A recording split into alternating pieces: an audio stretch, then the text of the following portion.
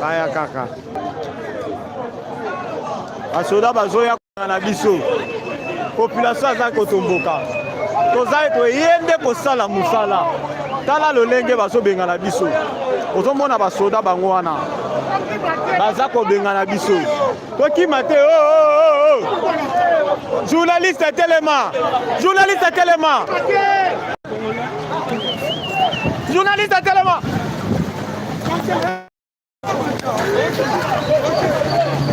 Alors on tient de kima te. Tala lolenge baza kosala biso. Ozomona. Toye awa. Tala lolenge baza kosala biso. Tala lolenge baza kosala biso.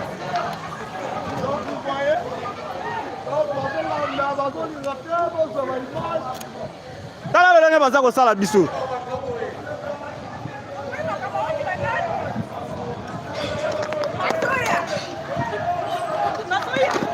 Tala lolenge baza kosala biso. Aza kolanda biso. Aza kolanda biso.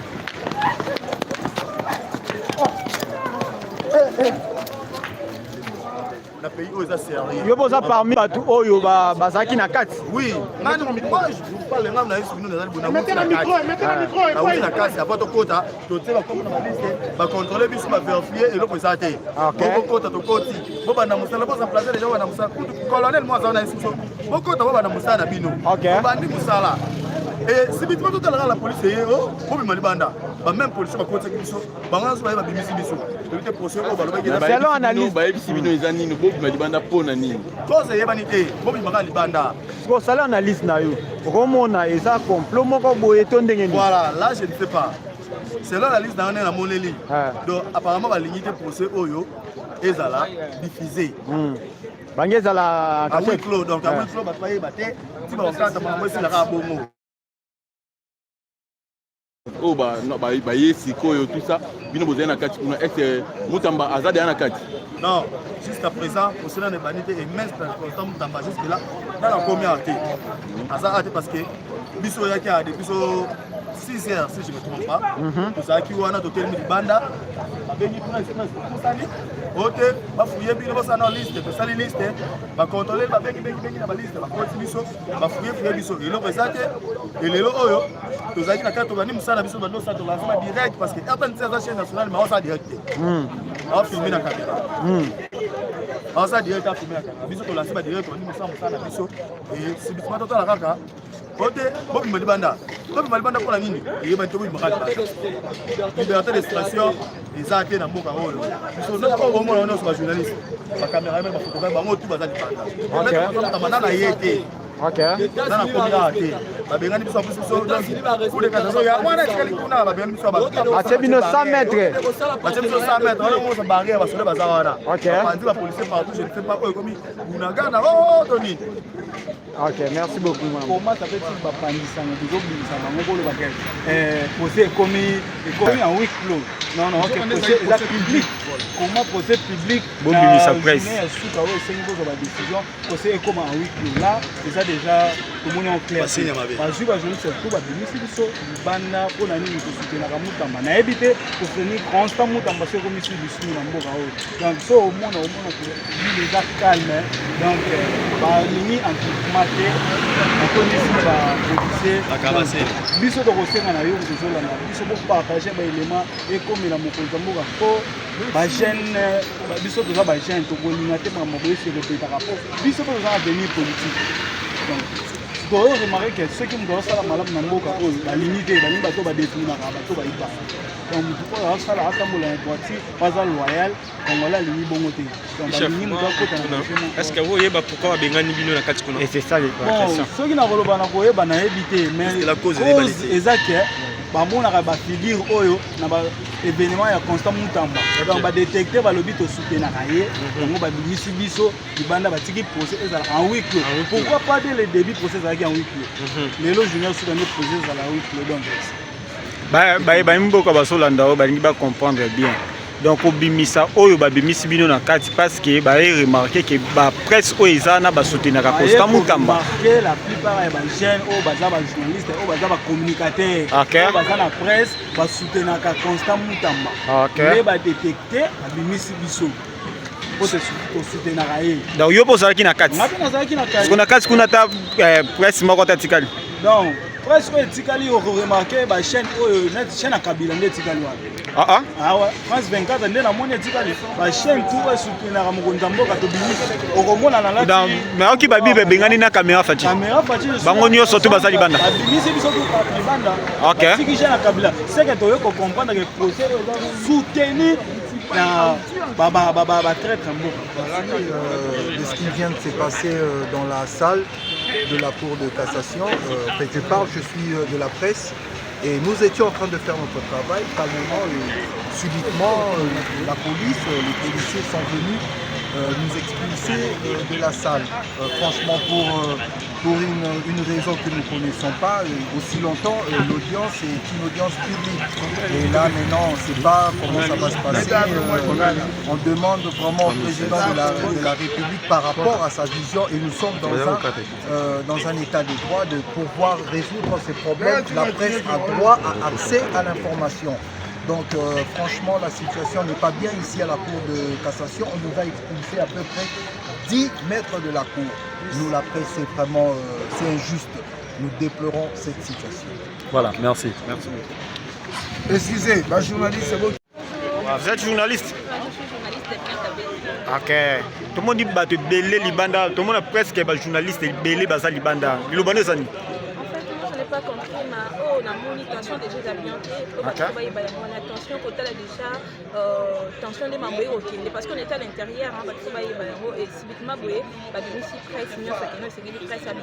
on n'a pas compris qu'est-ce qui va se passer parce que jusqu'alors, on a un comité, juste maintenant, comité, mais subitement, il y a une presse, on va essayer de faire des tensions, il paraît que non, est-ce que le procès est en coulisses? On va éviter, mais ils ont risqué ça à 8 clos en fait. Nous on a remarqué, et ils ont risqué ça la procès à 8 clos. À 8 clos. Mais bon, ils ont bêté ton ding. C'est long du journaliste. En tout cas, pour nous, ça m'a bien marqué. Parce que pendant qu'il y a des audiences, c'est pendant qu'il y a des publics. Donc, en tout cas, ça a bien été. Non, c'est trop, on doit les dire si haut. Mutamba ne mérite pas ça. Quand ça a détourné, lampadaire, forage, tout le monde dit lampadaire, forage, il circule librement avec tout cet argent-là. Mutamba a accepté les lots. Nous avons procès à Kabila. Les lots procès à Kabila, ça en cours. Mutamba était ministre en lobby, a fait une option à l'auditeur. A le procès contre Kabila. Mandat d'arrêt contre Nanga. Qui le faisait depuis que tout ça la Nambogo. Ministre de la Justice. Tout le monde a salé au Mutamba. Ceux qui président à Saliboye, Kamera Yibi. Kamera c'est un homme honnête. Kaza Yibi, c'est un père de famille. Maintenant Mutamba c'est qui? On est décidé président. Président, ceux qui ont la Nanga, l'émission, tout ça très destiné. Comportement na hier, azo défendre la diaspora, azo yiba.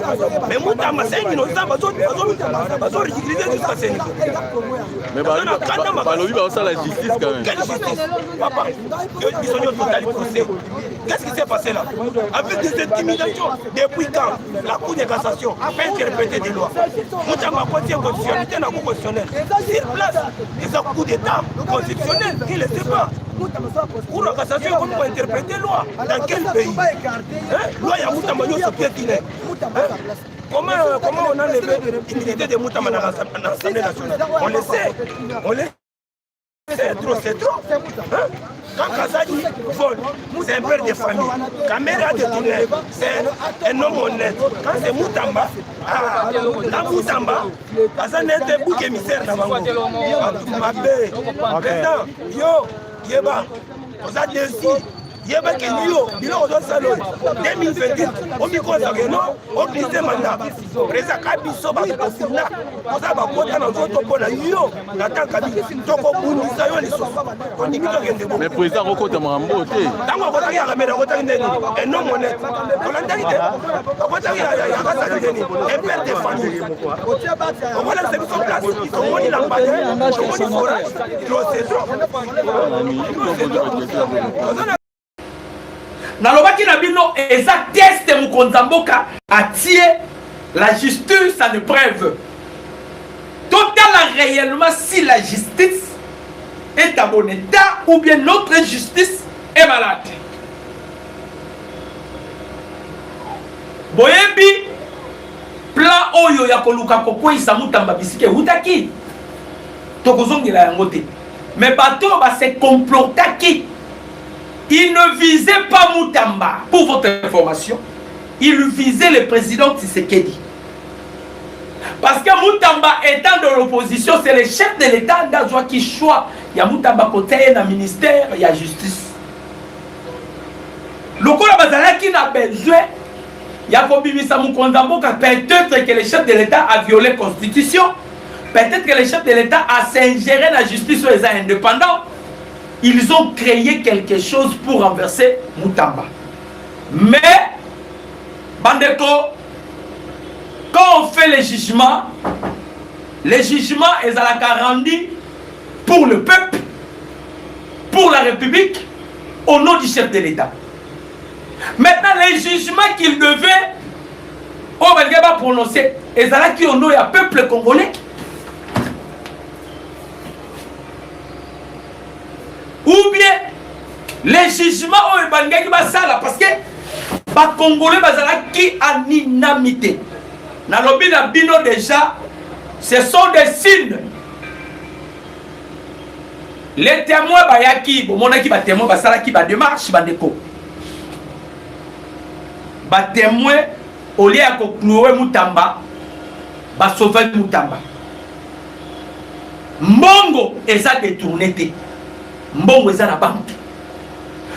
Compte wana ya banque wana, compte que ce n'est pas Mutamba qui a créé. Maman Rose Mutombo a expliqué bien. Maintenant, les trois éléments ne sont pas réunis.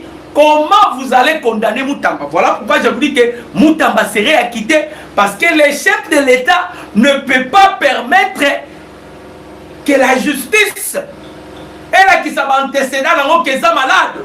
Nous croyons en notre justice.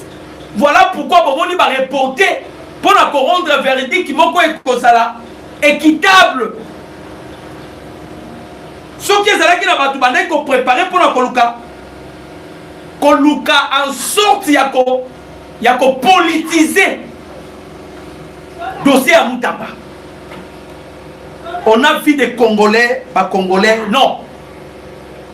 Les Congolais ont dit que Mutamba a laissé le président Tshisekedi. Les Congolais ont dit que Natamu qui a Mutamba leki na ministère de la justice. La réforme réforme na ministère de la justice.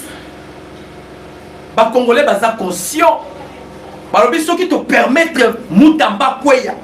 Et ça le la simbi mukonza mboka. Bobo sanate bandeko.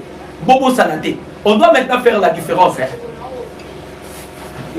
Vous allez remarquer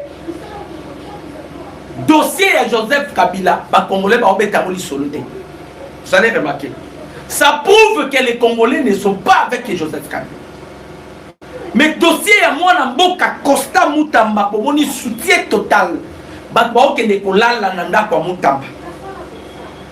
Changweye, Lukunga Eye. On n'a jamais vu bateau Tomoni Lelo. Tu dois comprendre que le peuple congolais a l'amour qui s'y colle. Dans la mobilisation au peuple congolais sali Lelo.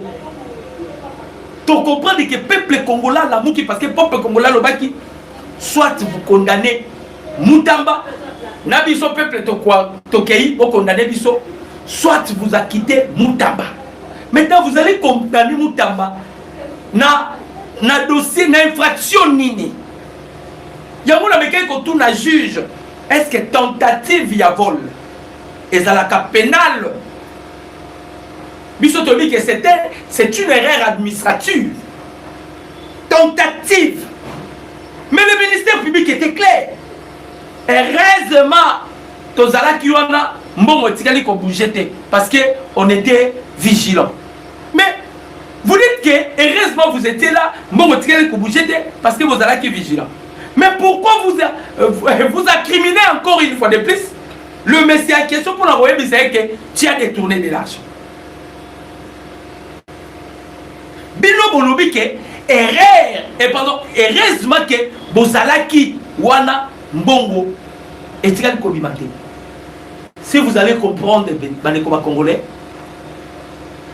chef de l'état Kotisco Makambo yango moni soki bazuzi bazalaki na intention ya mabe ba comprendre que makambo ekomi mabe ezali susu ndenge bango bandeko kanisa te ezali susu ndenge bango bandeko penser te parce que ils pensaient autre chose mais makambo ekomi na dimension mususu population ba telemi pour soutenir mwana mboka maître Constant Mutamba.